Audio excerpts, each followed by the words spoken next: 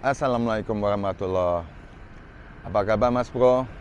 Semoga kalian semuanya sehat dan ditambahkan rezekinya berlimpah ruah. Amin. Welcome back to NMAX Eco One.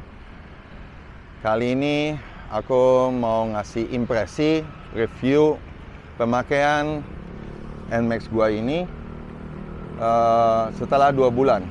Apa kekurangan dan kelebihan motor ini yang bisa dijadikan referensi kalau mau beli baru atau beli second. Oke? Ini purely pendapat gua. Jadi mungkin ada pendapat orang YouTuber lain sebelah atau gimana. Ini purely pendapat gua, oke?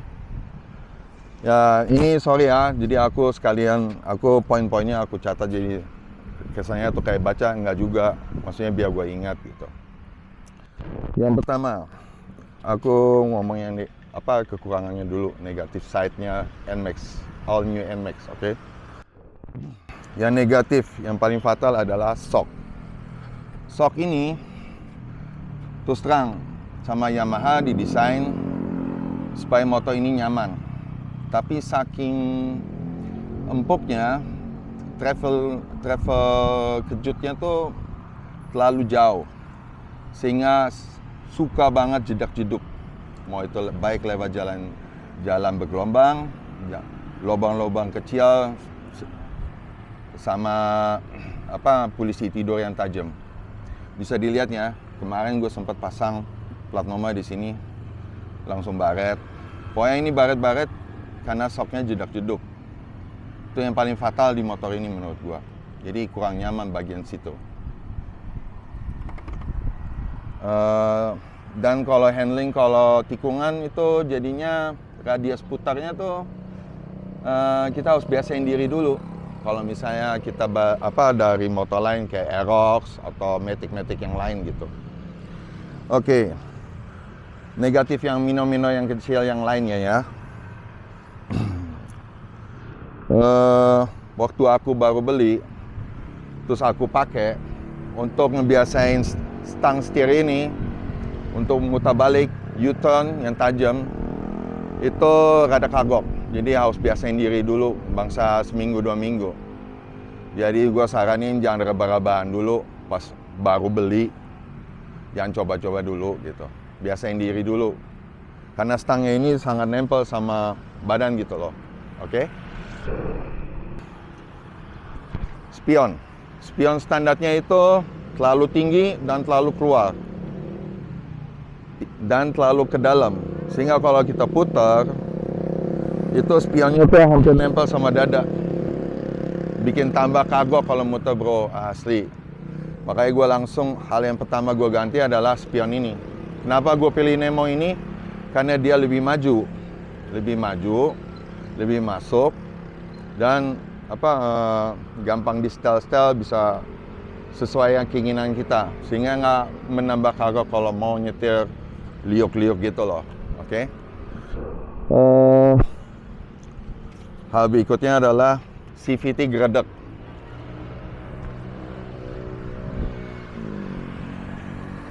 Aku heran, dari awal gue beli, terus pas 1000 km gue suruh bersihin, padahal mestinya nggak usah bersihin dulu. Gue suruh bersihin, gue pengen tahu dalamnya. Dia mudah gredek, setelah 2000 km udah mulai berasa tuh, deret. Dan itu kata montir Yamaha-nya, itu udah penyakit NMAX, harus diterima. Gua orang nggak bisa kayak gitu. Jadi gua saranin antisipasinya ganti dengan yang pertama yang harus diganti itu adalah kampas gandanya. Kampas gandanya dia sama NMAX Alt itu lebih lebar, lebih panjang si NMAX Alt-nya. Jadi supaya nggak gampang gredek, pertama yang harus diganti itu adalah si kampas gandanya itu, bro. Nah, habis itu mau upgrade yang lain-lain itu terserah masing-masing selera lah. Mau top speed, mau akselerasi, enaknya gimana gitu. Yang penting kampas gandanya ganti yang ke NMAX Alt, antisipasinya. Terus, nah, yang lumayan masih minor, tapi udah mulai ngebayain adalah setelan dari Yamaha soal headlampnya dia nih, lampu jauh. Kalau kita nyalain semalam mau lihat high beam gitu, high beamnya dia di setelnya terlalu tinggi.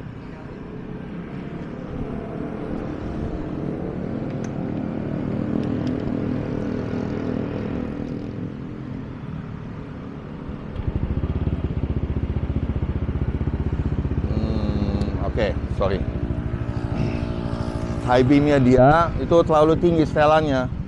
Jadi yang pertama yang harus begitu kita terima motor, gue saranin lampu jauhnya diturunin. Soalnya sangat menyilaukan pengendara yang lawan arah.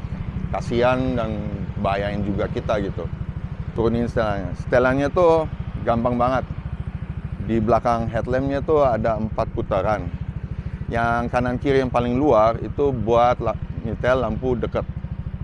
Nah, yang 2 yang di tengah itu buat lampu yang jauh. Oke? Tinggal dikananin, jadi dia langsung turun. Kalau di kiriin dia naik. Oke? Gampang banget, pakai obeng doang bisa disodok dari bawah. Terus selanjutnya, sorry, gue matiin dulu. Gue kan bekas anak Aerox lah. Jadi Aerox gue kasih anak gue buntutnya. Itu kalau start awal itu berasa banget gue kalah jauh. Ini motor termasuk boyo karena berat keseluruhannya tuh lebih berat dibanding Aerox jauh. Tarikan awalnya tuh rada boyo deh, kurang enak. Antisipasinya ya ganti roller. Kalau gue sih gantinya ke 11 gram punya Xeon. Kalau mau murah cuma 56.000, atau lo mau matching 12-11 terserah, pakai KTC, pakai TDR, gampang kok. Nah, yang ini item yang lumayan penting, kekurangannya. Remote keyless-nya. Dia beda sama PCX. Jangan pernah lupa kalau dalam posisi begini, kita ninggalin, udah dia tatit-tatit, tapi kita lagi ribet, mau masuk Indomaret, jangan sampai lupa. Langsung bisa dibawa sama orang. Keyless-nya dia nih sebenarnya efisien dan efektif, cuman kalau mau save, lo harus bener-bener biasain untuk kunci stang full. Kalau jadi gua ajarin bini gua, lo ninggalin motor harus selalu begini. Soalnya masih bisa di starter, kalau kita lupa nggak posisi off atau kunci stang. Kalau posisi yang seatnya atau fuelnya bisa dibuka, ini bisa di starter. Biarpun kuncinya nggak deket sama motor ya, oke?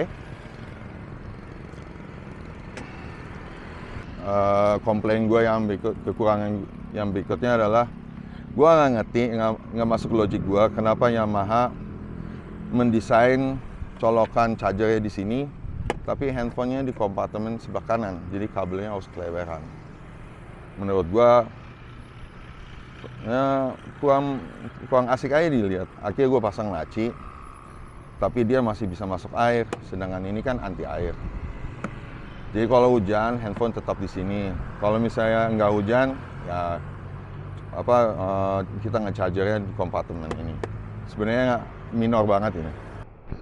Udah, itu kekurangan dari NMAX ini.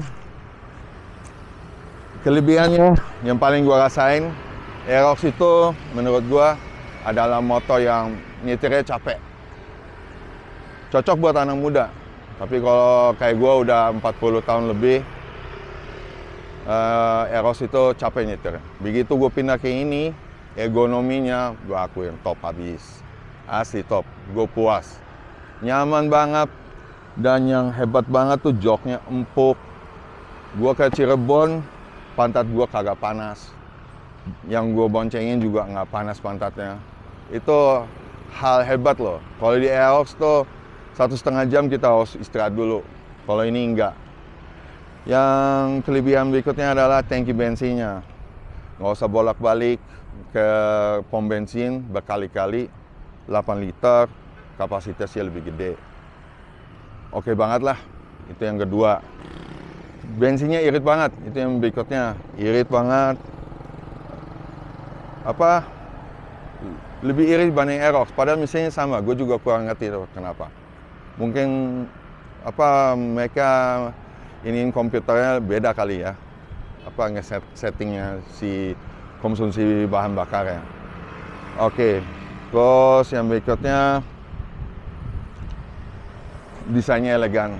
Biarpun orang bilang ini kayak gede banget, duduknya ngangkang atau apa, elegan lah.